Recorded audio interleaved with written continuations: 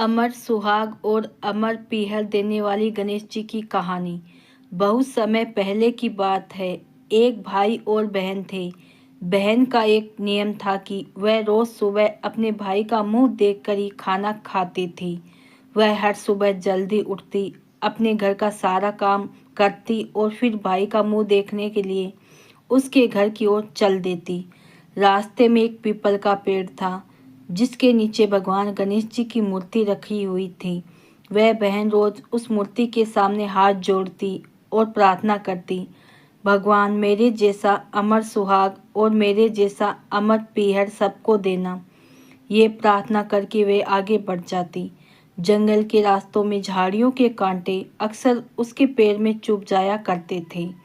एक दिन जब वह भाई का मुंह देखने बैठी तो उसकी भाभी ने पूछा, भाई जी आपके पैरों में क्या हुआ?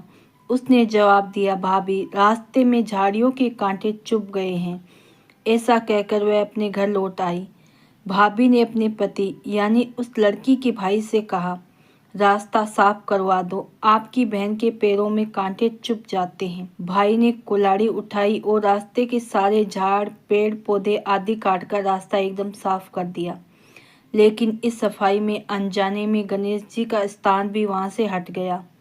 ये देखकर भगवान गणेश रुष्ट हो गए और उन्होंने भाई के प्राण हर लिए। जब लोग भाई के अंतिम संस्कार की तैयारी करने लगे और उसकी लाश ले जाने लगे तो भाभी रोती हुई बोली, रुक जाओ, मेरी ननद अभी आएगी, उसका नियम है कि वह भाई का मुंह देखकर ही कुछ खाती है।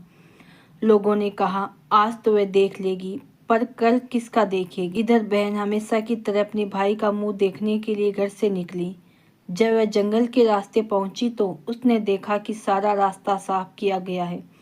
वह और आगे बढ़ी तो उसने देखा विनायक जी गणेश जी का स्थान भी वहां से हटा दिया गया। उसने तुरंत एक खेजड़ी के डाल ली, उससे गणेश जी का एक नया स्थान बनाया, वहां मूर्ति रखी और हाथ जोड़कर फिर से वही प्रार्थना की, भगवान मेरे जैसा अमर सुहाग और अमर पीहर सबको देना। भगवान गणेश जी सोचने लगे, अगर मैंने इस सच्ची और भोली लड़की की बात नहीं सुनी तो संसार में हमें कौन मानेगा और हमारी पूजा कौन करेगा।